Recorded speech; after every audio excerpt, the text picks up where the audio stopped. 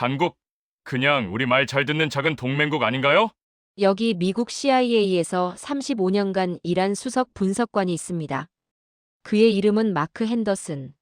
중국, 러시아, 북한 같은 위험한 나라들만 분석해온 그에게 한국은 그저 관리하기 쉬운 동맹일 뿐이었습니다. 그런데 2021년 어느 날 반도체 데이터를 분석하던 중 이상한 패턴을 발견합니다. 한국은 압박을 받을 때마다 더 강해지고 있었습니다. 마크는 믿을 수 없었습니다. 그래서 74년간의 모든 데이터를 파헤치기 시작했죠. 전쟁, 외환위기, 경제 제재까지. 그리고 그가 발견한 진실은 충격적이었습니다. 한국은 절대 굴복하지 않는 나라였던 겁니다.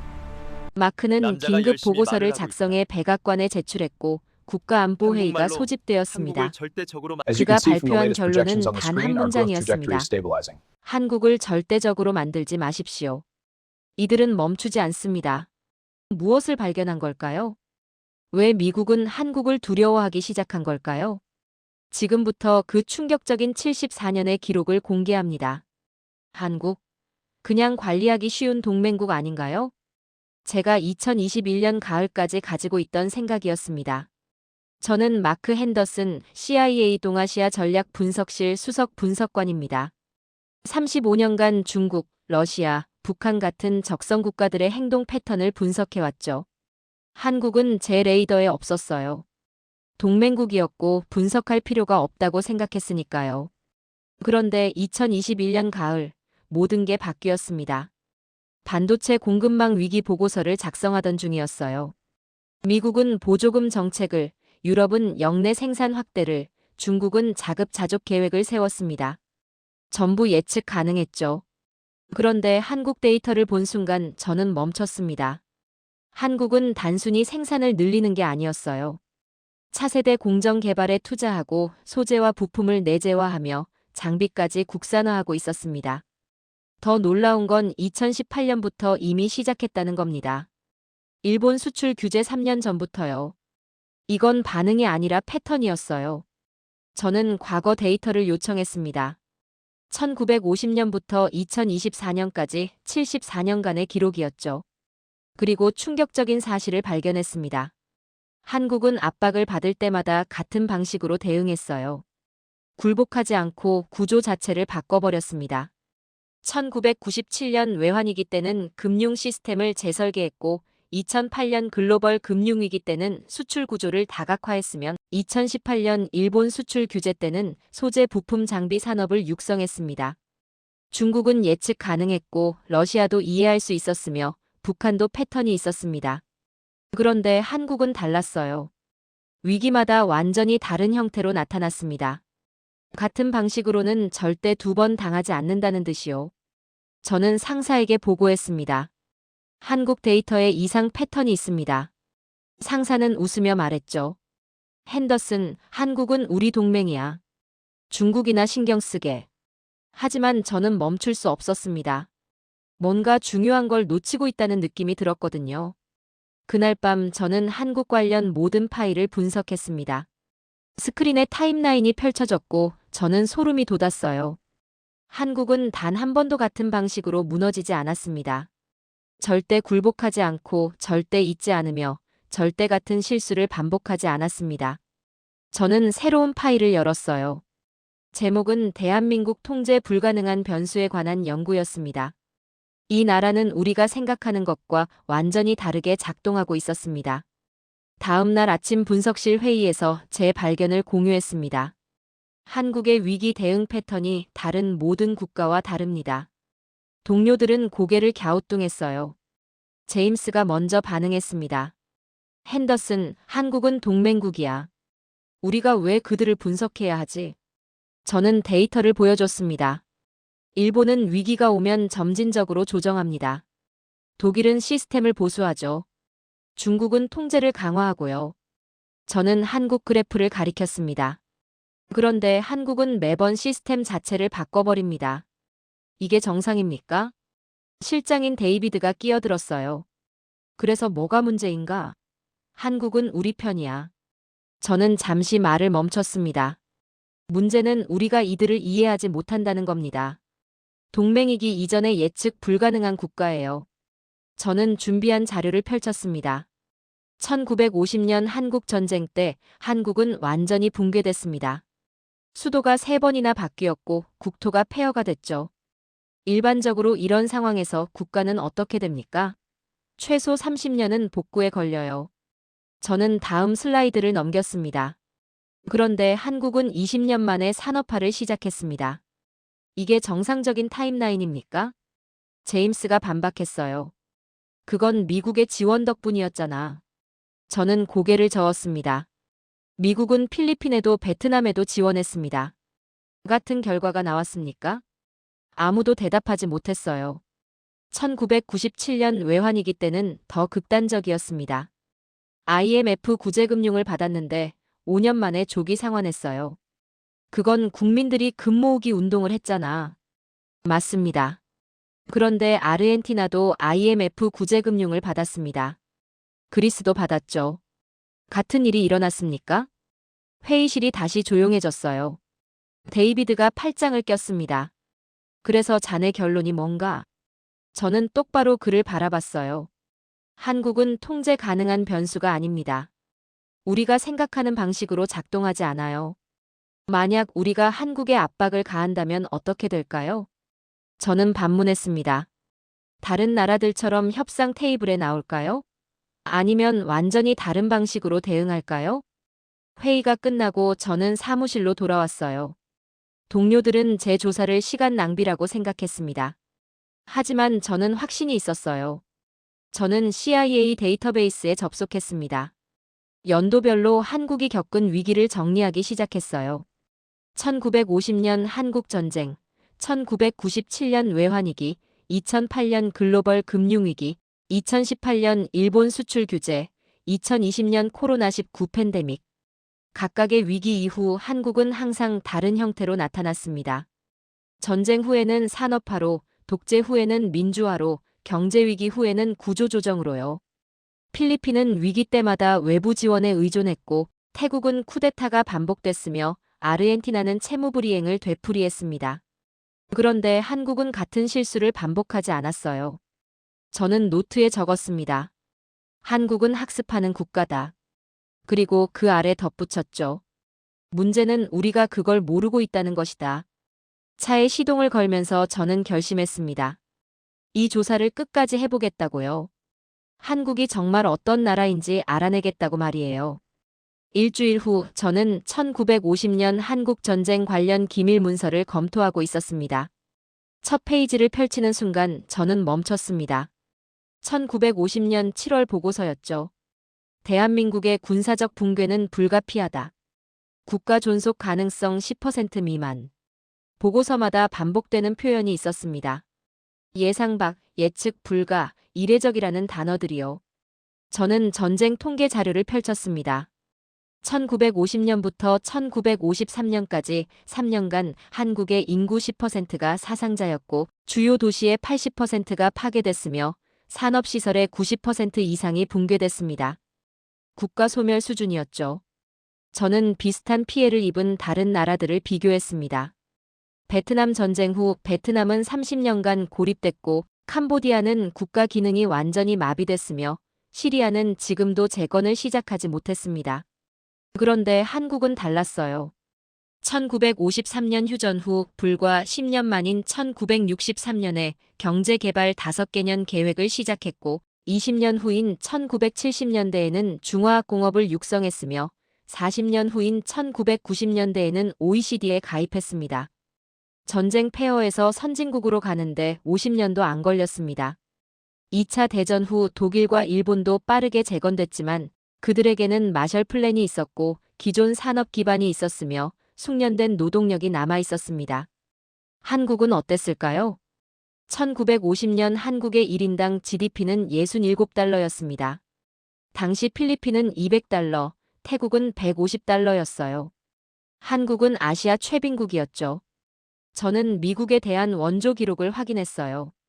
같은 시기 필리핀, 베트남, 대만에도 비슷한 규모의 원조가 있었습니다. 결과는 어땠을까요? 필리핀은 여전히 개발도상국이고 베트남은 한참 후에야 개방했으며 대만만이 성공 사례로 남았습니다. 그런데 한국은 대만보다 더 빨랐어요. 저는 1960년대 CIA 보고서를 찾았습니다. 한국의 경제 발전 가능성은 낮다. 자원도 없고 기술도 없으며 자본도 부족하다. 1960년대 CIA는 한국을 완전히 잘못 봤던 겁니다. 2024년 한국은 세계 10위 경제 대국이고 반도체 메모리 시장 점유율 70%를 차지하며 조선 산업 세계 1위입니다. 저는 전쟁 중 작성된 미군 고문단 보고서를 찾았습니다. 한국군의 전투 의지는 이해하기 어렵다. 절대적으로 불리한 상황에서도 후퇴하지 않는다. 한국 민간인들이 전쟁 중에도 학교를 운영하고 있다. 폭격 속에서도 교육을 멈추지 않는다. 저는 천천히 이해하기 시작했어요. 한국은 전쟁을 끝낼 사건으로 보지 않았습니다. 넘어야 할 과정으로 본 겁니다. 다른 나라들은 전쟁 후에 회복을 시작했어요. 그런데 한국은 전쟁 중에도 미래를 준비하고 있었습니다. 저는 노트에 적었습니다. 한국은 무너져야 할 때 무너지지 않았다. 답은 데이터 어디에도 없었습니다. 통계로는 설명이 안 됐어요. 숫자가 아니라 패턴을 봐야 했습니다. 저는 새로운 파일에 적었습니다. 패턴 1 한국은 예측된 시점에 붕괴하지 않는다. 패턴 2 위기 중에도 미래 준비를 멈추지 않는다. 패턴 3 회복 속도가 비정상적으로 빠르다. 35년간 저는 국가들을 분석해왔어요. 그런데 처음으로 이해할 수 없는 국가를 만난 겁니다. 2주가 지나고 저는 1997년 외환위기 자료를 분석하고 있었습니다. 저는 IMF 보고서부터 시작했습니다. 1997년 11월 21일 한국은 IMF에 550억 달러 구제금융을 신청했어요. 당시 IMF 역사상 최대 규모였죠. 보고서에는 이렇게 적혀 있었습니다. 한국 경제의 구조적 문제는 심각하다. 회복에는 최소 10년이 소요될 것으로 예상된다. 저는 다른 나라 사례들을 찾아봤어요. 아르헨티나는 2001년까지도 위기를 반복했고 브라질은 20년 넘게 고금리에 시달렸으며 인도네시아는 10년 넘게 회복하지 못했습니다. 그런데 한국은 달랐어요. 1997년 12월 IMF 구제금융을 받았고 2001년 8월 차입금 전액을 조기 상환했습니다. 3년 9개월 만이었죠. 어떻게 이게 가능했을까요? 저는 당시 한국 정부의 조치들을 정리했습니다. 부실 은행 16개를 정리했고 금융감독 시스템을 재설계했으며 재벌 계열사 정리를 강제했고 노동시장 개혁까지 2년 안에 전부 실행했어요. 저는 다른 나라들과 비교했습니다. 아르헨티나도 IMF 권고를 받았지만 실행하지 못했고 인도네시아도 구조조정을 시도했지만 정치 저항으로 중단됐으며 태국도 개혁을 추진했지만 속도가 느렸습니다. 저는 당시 CIA 보고서를 찾았습니다. 한국 국민들이 자발적으로 금을 기부하고 있다. 금 모으기 운동이라고 부른다. 노동조합이 구조조정에 협조하고 있다. 대규모 해고가 진행 중임에도 폭력 시위가 없다. 저는 금 모으기 운동 통계를 확인했어요. 350만 명이 참여했고 모인 금이 227톤이었으며 약 21억 달러였습니다. 경제 위기 때 개인 자산을 자발적으로 기부한 사례는 역사상 없었습니다. 한국이 유일했죠. 1999년 한국 경제는 플러스 성장으로 돌아섰고 2000년에는 성장률 8.5%를 기록했으며 2001년에는 외환 보유액이 1천억 달러를 넘어섰습니다. 그런데 더 놀라운 건 그 다음이었어요. 한국은 위기 이후 완전히 다른 경제 구조를 만들었습니다. 재벌 중심에서 벤처 육성으로 전환했고 제조업 중심에서 IT 산업 육성으로 방향을 틀었으며 내수 중심에서 수출 다각화로 전략을 바꿨습니다. 삼성전자가 반도체 1위가 됐고 현대자동차가 세계 5위 자동차 회사가 됐으며 한국이 세계 최초로 CDMA 상용화를 했고 초고속 인터넷 보급률 1위를 달성했습니다. 이게 외환위기 불과 10년 후의 일이었어요. 저는 IMF 사후 평가 보고서를 찾았습니다. 한국은 IMF 구제금융 역사상 가장 성공적인 사례다. 위기를 구조개혁의 기회로 전환했다. 저는 노트에 적었습니다. 한국은 위기를 끝낼 사건이 아니라 시작할 기회로 본다. 다른 나라들은 위기에서 회복하려 하지만 한국은 위기를 이용해서 재설계한다. 저는 전쟁과 외환위기의 공통점을 찾았습니다. 둘 다 국가 존립을 위협하는 위기였어요. 그런데 한국의 대응은 똑같았습니다. 즉각 굴복하지 않았고 고통을 감수하며 버텼으며 위기 후에는 완전히 다른 시스템으로 재등장했습니다. 저는 파일에 추가했습니다. 패턴 4 한국은 위기를 회복이 아니라 재설계의 기회로 본다. 패턴 5 사회적 고통을 감수하더라도 구조 개혁을 완수한다. 패턴 6 위기 이후에는 이전과 다른 형태로 나타난다. 한국은 학습하는 국가였습니다. 그리고 가장 중요한 건 이거였어요. 한국은 같은 방식으로 2번 무너지지 않았습니다. 저는 이제 가장 어려운 질문에 직면했습니다. 한국의 이런 패턴은 어디서 시작된 걸까요? 저는 1910년부터 1945년까지의 기록을 열었습니다. 일본 식민지배 35년간의 기록이었어요. OSS 보고서를 찾았습니다. 1940년대 초반 작성된 한반도 독립운동 평가 보고서였죠. 한국의 독립운동은 특이하다. 1910년 병합 이후 35년간 단 한 번도 멈추지 않았다. 지도자가 체포돼도 새로운 지도자가 나타나고 조직이 와해돼도 새로운 조직이 만들어진다. 저는 비슷한 시기 식민 지배를 받은 다른 나라들과 비교했습니다. 인도는 영국 지배 200년 동안 대규모 저항이 몇 차례 있었지만 산발적이었고 필리핀은 미국 지배 시기 초반에만 저항했다가 협력 체제로 전환했으며 베트남은 프랑스에 맞서 싸웠지만 지역별로 분산돼 있었습니다. 그런데 한국은 35년 내내 저항이 지속됐습니다. 저는 독립운동 연표를 만들었어요. 1910년대에는 의병투쟁과 비밀결사운동, 1919년에는 30일 운동, 1920년대에는 무장투쟁과 외교 독립운동, 1930년대에는 의열투쟁과 민족교육운동, 1940년대에는 광복군 창설과 임시정부 활동이 이어졌습니다. 35년간 단 한 해도 빠짐없이 뭔가가 진행되고 있었어요. 저는 일본 측 기록을 찾았습니다. 조선총독부 1925년 보고서였어요. 검거해도 다시 나타나고 탄압해도 다시 조직된다. 한 세대가 사라지면 다음 세대가 이어받는다. 저는 세대 분석을 시작했습니다. 1세대 독립운동가들은 1910년대에 활동했고 대부분 1920년대까지 순국했습니다. 그러면 운동이 끝나야 정상이었어요. 그런데 2세대가 바로 이어받았습니다. 1920년대와 30년대를 이끌었고 그들도 탄압받았지만 3세대가 나타났어요. 저는 다른 나라와 비교했습니다. 인도는 간디라는 카리스마적 지도자 중심이었고 베트남은 호치민 중심이었으며 필리핀은 호세 리살 이후 저항이 약화됐습니다. 그런데 한국은 특이했어요.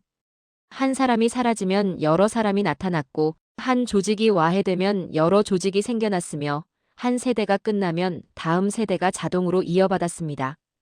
저는 OSS 1943년 보고서를 읽었어요. 한국 독립운동의 가장 큰 특징은 세대 계승 구조다. 이는 운동이 아니라 상속이다. 이회영 집안은 형제 6명이 전 재산을 독립운동에 바쳤고 그 자녀들도 참여했으며 안중근 가문도 3대에 걸쳐 이어졌고 김구의 아들 김신도 광복군에서 활동했습니다. 이건 개인의 선택이 아니었습니다. 가문의 의무였고 세대의 책임이었으며 민족의 과제였습니다. 저는 현대 한국을 살펴봤습니다. 위안부 문제는 1세대 피해자들이 증언을 시작했고 2세대 운동가들이 조직을 만들었으며 3세대가 국제사회에 알렸고 지금 4세대가 교육과 기록을 이어가고 있습니다. 70년이 넘었지만 끝나지 않았어요. 대부분의 나라는 피해자 세대가 사라지면 문제도 사라집니다. 그런데 한국은 달랐어요. 저는 파일에 추가했습니다. 패턴 7 한국은 미해결 과제를 다음 세대에 넘긴다. 패턴 8 당사자가 사라져도 문제는 사라지지 않는다. 한국을 상대하려면 한 세대만 생각해서는 안 됩니다. 이들은 다음 세대, 그 다음 세대까지 계산에 넣고 움직이니까요. 이제 가장 중요한 질문에 답해야 했습니다. 이 모든 패턴이 지금도 작동하고 있을까요? 저는 2018년부터 2024년까지 최근 6년 데이터를 열었습니다. 2018년 7월 일본이 한국의 반도체 핵심 소재 세계 품목 수출을 규제했어요. 당시 CIA 분석 보고서가 있었습니다. 일본의 수출 규제는 한국 반도체 산업의 치명타가 될 것이다. 대체 공급처 확보는 최소 5년 이상 소요될 것으로 예상된다. 서방 언론들은 한국의 굴복을 예상했어요. 그런데 실제로는 어떻게 됐을까요? 저는 데이터를 펼쳤습니다. 한국 정부가 5년간 5조 원 투자 계획을 발표했고 2020년에는 투자가 실제로 집행됐으며 2021년에는 포토레지스트 국산화율이 30%를 넘어섰고 불화수소도 자체 생산이 시작됐습니다. 3년 만의 일이었어요. CIA가 예상한 5년보다 2년이나 빨랐죠. 저는 일본 경제산업성 2022년 문서를 찾았습니다. 수출 규제의 효과가 예상과 다르게 나타나고 있다. 한국은 협상 대신 자체 개발을 선택했다. 장기적으로 일본 기업의 시장 점유율이 영구적으로 감소할 가능성이 있다. 일본이 한국을 압박했는데 결과적으로 일본이 시장을 잃게 된 겁니다. 저는 미국 사례도 살펴봤습니다. 2022년 미국이 중국의 반도체 장비 수출을 통제했고 한국 기업들도 영향을 받았습니다. 한국은 어떻게 했을까요? 공개적으로는 협조했지만 동시에 반도체 장비 국산화에 대규모 투자를 시작했고 비메모리 반도체 육성 계획을 발표했으며 차세대 공정 개발에 속도를 냈습니다. 2024년 현재 한국은 첨단 패키징 기술에서 세계 선두로 올라섰고 EUV 장비 외에는 대부분 국산화 기반을 구축했으며 시스템 반도체 육성에도 성과를 내기 시작했습니다. 저는 패턴을 정리했어요. 외부 압박이 가해지면 한국은 즉각 굴복하지 않고 압박받은 영역을 내재화하며 장기적으로 의존도를 제로로 만듭니다. 배터리 산업도 마찬가지였습니다. 중국이 원자재 수출을 통제하려 하자 한국은 호주, 칠레, 아르헨티나와 직접 계약을 맺었고 재활용 기술을 개발했으며 차세대 배터리 연구에 투자했습니다. 조선 산업도 같았어요. 중국이 저가 공세를 펼치자 한국은 LNG선, 초대형 컨테이너선 같은 고부가 가치 선박으로 전환했고 친환경 선박 기술을 선점했으며 지금은 시장 점유율 1위를 유지하고 있습니다. 저는 최근 3년간 한국의 R&D 투자를 분석했습니다. 2022년 GDP 대비 R&D 투자 비율이 5.2%였어요. 5천만 명 이상 국가 중 압도적 1위였습니다. 투자 분야는 반도체, 배터리, 바이오, AI, 양자 컴퓨팅까지 전방위적이었습니다. 한국은 현재 압박받는 분야만 대응하는 게 아니었어요. 미래에 압박받을 수 있는 분야까지 선제적으로 준비하고 있었습니다. 저는 소름이 돋았습니다. 이건 방어가 아니었어요. 선제 공격이었죠. 저는 일본 반도체 소재 기업들의 실적을 확인했습니다. 한국 매출이 급감했어요. 2018년 대비 60% 이상 줄어들었습니다. 한국 시장을 영구적으로 잃은 거였죠. 저는 파일에 추가했습니다. 패턴 10 한국은 압박을 받으면 의존도를 제로로 만든다. 패턴 11 단기 고통을 감수하고 장기 자립을 택한다. 패턴 12 압박하는 쪽이 장기적으로 시장을 잃는다. 한국은 동맹이지만 통제 가능한 동맹은 아니었습니다. 압박할수록 강해지는 동맹이었어요. 워싱턴은 이 사실을 알아야 했습니다. 2024년 12월 3일, 저는 최종 보고서를 완성했습니다. 72페이지 분량이었어요. 제목은 대한민국 통제 불가능한 변수에 관한 전략적 분석이었습니다. 이틀 후 CIA 국장실에서 연락이 왔습니다.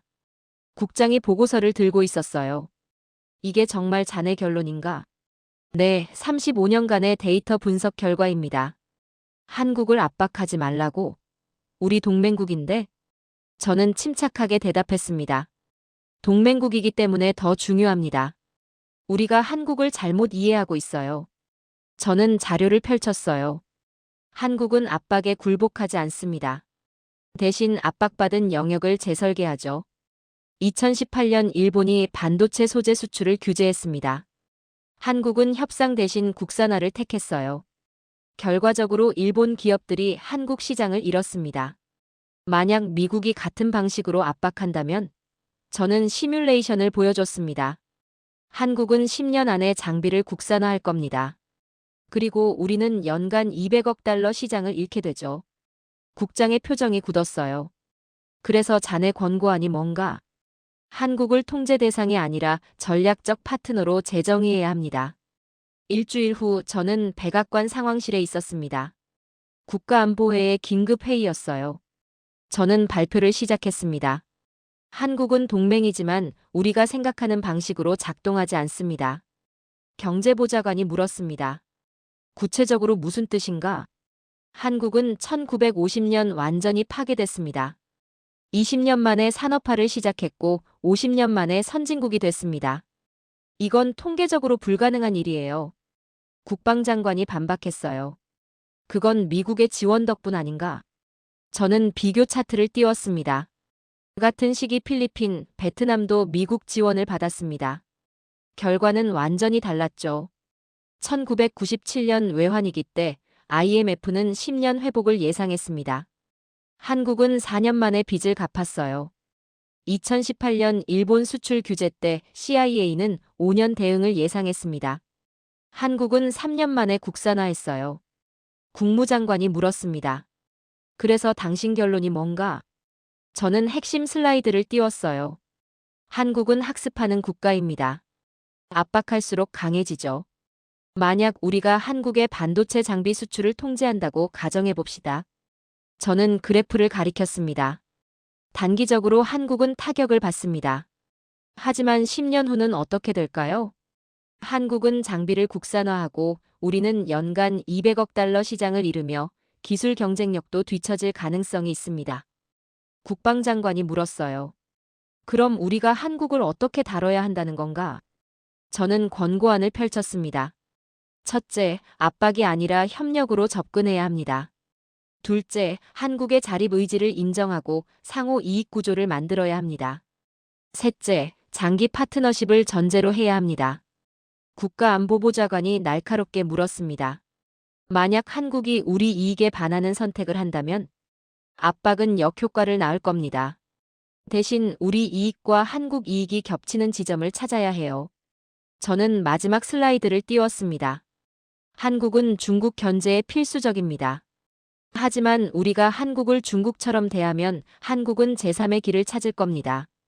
반도체 메모리 점유율 70%, 배터리 점유율 40%, 조선 점유율 50%. 이미 핵심 산업에서 독자 생존이 가능합니다. 회의가 끝나고 CIA 국장이 다가왔어요.